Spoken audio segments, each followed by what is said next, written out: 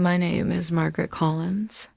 I'm 59 years old, a widow, and I live in a quiet neighborhood in Oregon. I've worked as an office manager at a law firm for nearly 2 decades. Raised two children, Emily, my daughter, who just turned 32, and Luke, my 2 9-year-old son, and spent most of my adult life making sure they never had to struggle the way I did. Last Tuesday, I received an email that changed everything. I replied with just 4 words: sure, enjoy your big day. No emotion, no argument, just a quiet withdrawal. Oregon's early spring air still held a chill, but I barely noticed. Back then, I didn't think twice about giving up my weekends. I took extra shifts, canceled vacations, skipped birthdays. I told myself there'll be time for me later. There never was. Every penny I saved went to Emily and Luke. When Emily changed majors twice and needed more credits, I paid. I wasn't going to scream. I wasn't going to beg. I was going to do something far more powerful. I was going to act. After work, I didn't go straight home. I drove to First Federal Bank, a few blocks down from the office. Carlos, the branch manager, had helped me with everything from setting up college funds to adjusting retirement contributions. He always greeted me by name, Mrs. Collins. When she moved across the country for a short-lived job in New York, "I'm Mom," he said, stepping inside before I could speak. "Why aren't you answering your phone?" "Emily's freaking out." I shut the door calmly. "Hello to you too." He sighed, already pacing. "She says you're not coming to the wedding now. That you're being difficult." I laughed. Difficult? For not attending a wedding I was uninvited from? He shifted uncomfortably. "Andrew's parents are footing most of the bill, Mom. You know how traditional they are?" I raised an eyebrow. Traditional. "I already paid. What can I do for you today?" I sat down across from him and placed my purse on the floor. My voice was calm, almost too calm. "I need to cancel a wire transfer," I said. He blinked. "The one to the Napa venue?" "Yes, that one." Carlos hesitated. "There may be a cancellation fee depending on timing, but may I ask why?" "The circumstances have changed," I replied without elaborating. He looked something up on his screen. "You're in luck." It hasn't. My mind kept circling the same question. How did we get here? I flew out, held her hand, and made her tea in a kitchen that didn't feel like home. When Luke wanted to buy a house with his fiancée, I co-signed the mortgage and wrote the first $10,000 check without hesitation. I never kept score. That's what mothers do, right? But that email made me feel like a transaction, like I had been useful and now I wasn't, like I had a shelf life and it had expired. Back at the office, my boss. I've spent 18 years working at Caldwell Walker Law. It's not glamorous, but it's stable. And stability was what I needed after my husband died suddenly when the kids were still teenagers.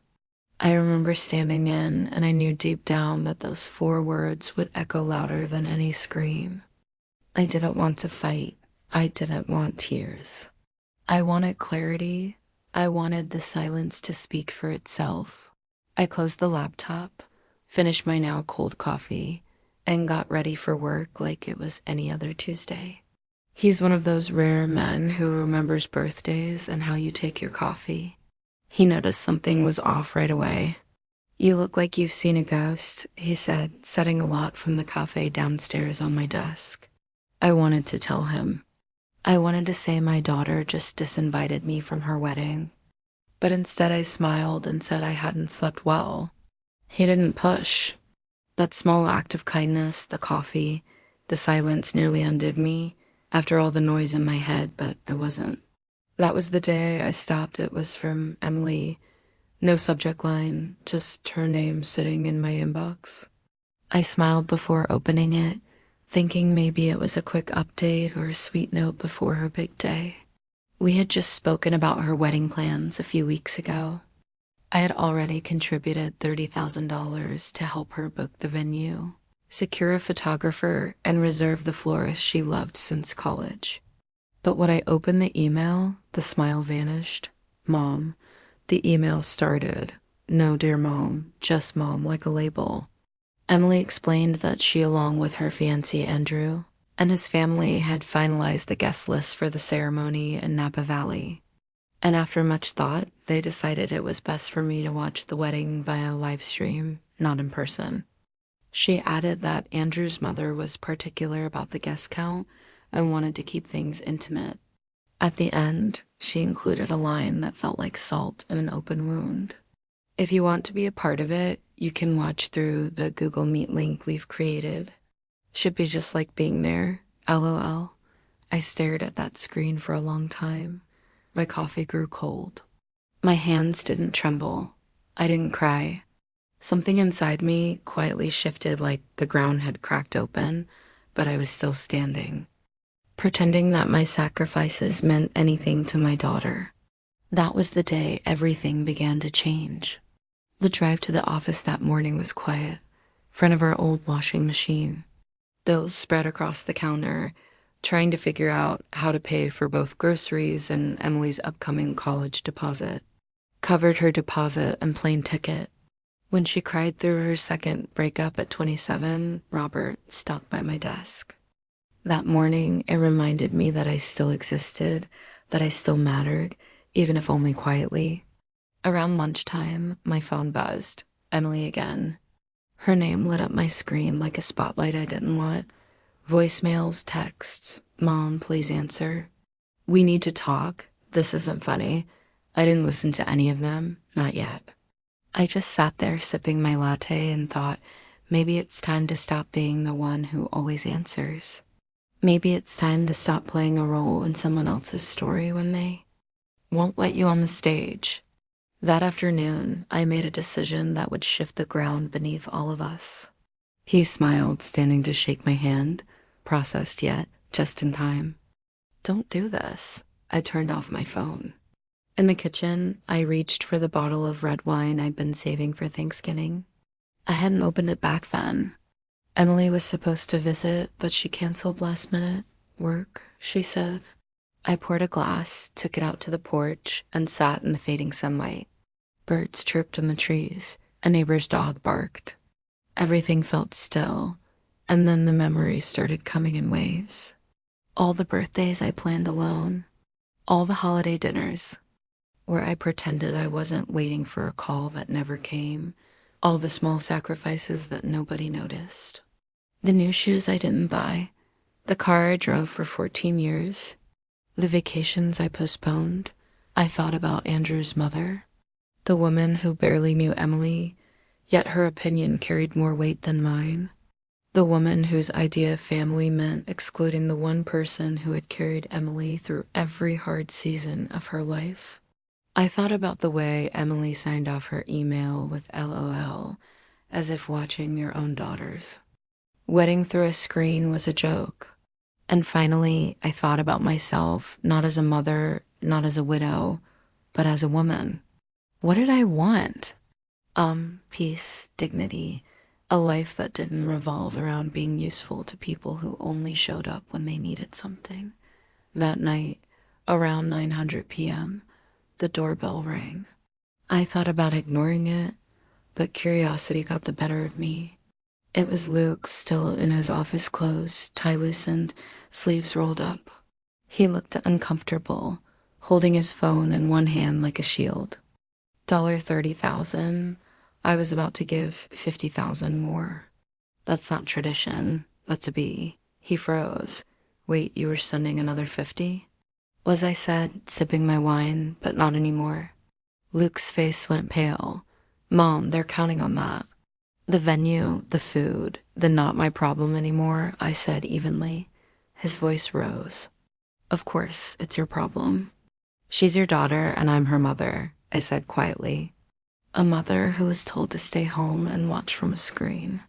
He ran his hands through his hair, visibly agitated. You always made everything about yourself, and that was it. That was the moment something inside me finally gave way. Get out of my house. What? You heard me, Luke? Get out, Mom. No, I said firm but soft. The next morning, I woke up to 43 missed calls and a string of frantic messages from Emily. I don't understand why you're doing this to me. Mom, she wrote, I know you're upset about the live stream situation, but this is extreme. They were willing to talk about letting me attend now that the money was gone. Maybe it was the clarity of the past 24 hours. Maybe I just needed to sit somewhere that didn't ask anything from me. So I nodded. I'd like that. Over pasta. He told me about his grandkids and how exhausting but beautiful it was to chase after them. His eyes were soft, real. He paused and said gently, Forgive me, Margaret, but you seem lighter today. I surprised myself. She just doesn't know how to fix it. Is that why you're here? I asked. I handed her a mug of tea. Words are easy, Sophia, especially when people are desperate. But the people who love you, they don't wait until you cut them off to see you. Sophia looked down into her tea, nodding slowly. I get it, she said. Even if she doesn't, I'm sorry, Mrs. Collins. I have dinner with friends who see me, not what I can give them. And I've learned something I wish I'd known sooner. You don't have to burn yourself to keep others warm. Dot. If this story resonated with you, share it, comment below, and don't forget to like and subscribe. Sometimes the strongest kind of love is the one you finally give to yourself. You don't need to be, I replied. We stood in silence for a moment. Two women from different generations connected by one hard truth. Sometimes love has limits. Sometimes the only way to be fix it. She shook her head. No, I'm here to ask. She just thanked me, hugged me gently, and walked back into the night. In the weeks that followed, Emily sent one more email, a long one. Emotional, half apology, half justification. I read it once, then archived it. I wasn't angry anymore, just done. There's a strange peace that comes with letting go, not in rage, but in clarity. For the first time in decades, I woke up not wondering who needed something from me, not bracing for another guilt trip disguised as love. I made a new rule for, and I finally closed the door on a version of myself I had long outgrown. The wedding never happened, not as they planned. Anyway, they scrambled to find another venue, but everything was either booked or far too expensive without the money I had once promised. According to Luke, they ended up doing a small backyard ceremony weeks later. Just a few relatives, and is there anything she can say or do to change your mind? I paused. Would an apology change the way it felt to be excluded? To be used like a bank account, to be told you're not welcome unless your money is? I looked at Sophia, still young, still hopeful. No, I said quietly, there isn't. Her I told him everything about Emily, the email, the wedding, the not an apology, not a reflection. A negotiation. He just said, sometimes the hardest part of love is setting boundaries, especially with the people we've given the most to. He reached across the table and briefly squeezed my hand. I think you did the right thing. For the first time in a long time, I believe that too. When I returned to my desk, there were more calls, more texts, but I didn't answer. I didn't need to because for the first time, as if my presence at my own daughter's wedding could be bartered, bought or sold, depending on how generous I was feeling. The porch light clicked on automatically. Everything looked still peaceful, even. But there was someone sitting on my front steps. As I got closer, I recognized her, Sophia. She stood up quickly, brushing invisible lint from her coat. Sophia had been Emily's best friend since 5th grade. She spent countless weekends at her house, baking cookies, watching movies, giggling in sleeping bags until dawn. I didn't respond. I closed the email and turned back to my work. Would you like some tea? She followed me into the kitchen, her eyes scanning the familiar walls like they held old echoes. I filled the kettle and waited. Emily sent you? I finally asked. She didn't answer right away. Then she's a mess. They lost the venue. The florist dropped out.